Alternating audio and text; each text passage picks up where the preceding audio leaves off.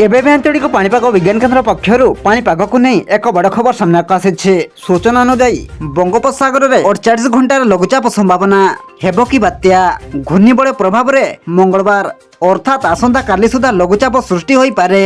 तेबे यह परवर्ती समय बात्यार परिणत हेबो कि नहीं ताहा स्पष्ट होई नहीं। अधिकांश पाणीपाग मॉडल बंगोपसागर में सिस्टम अधिक घनीभूत हेबो नहीं बोली आकलन करिसेंती।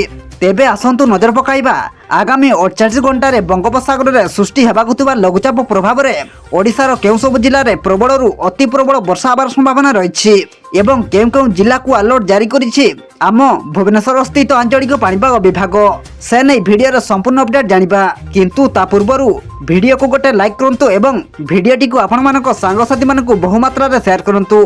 जदि आम चैनल रे आपण प्रथम थर भिडियो देखुछंती ताहले एबे ही चैनल को सब्सक्राइब करी पाखरे थिबा बेल आइकन को प्रेस करी ऑल नोटिफिकेशन को ऑन कर रखंतु जहा द्वारा आगो को एमिति पाणीपाग संबंधी लेटेस्ट ब्रेकिंग न्यूज आपण माने सर्वप्रथम आम चैनल माध्यम रे पाई परिबे।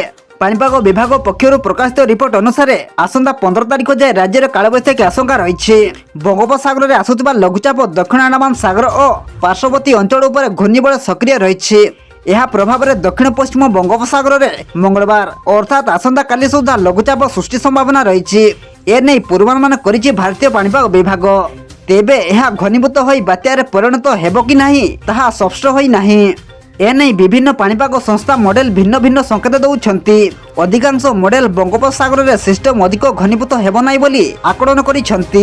जदियो बात्या नहीं कौन से चित्र स्पष्ट होई नहीं तथापि यही सिस्टम प्रभाव में ओडिशा आंध्र प्रदेश एवं तमिलनाडु उपकूल में पाग परिवर्तन होबार संभावना रही। उपकूल ओडिशा रे प्रबल वर्षा वज्रपात और पवन बही पारे। तेणु आपण माने एथिप्रति सतर्क रुहंतु।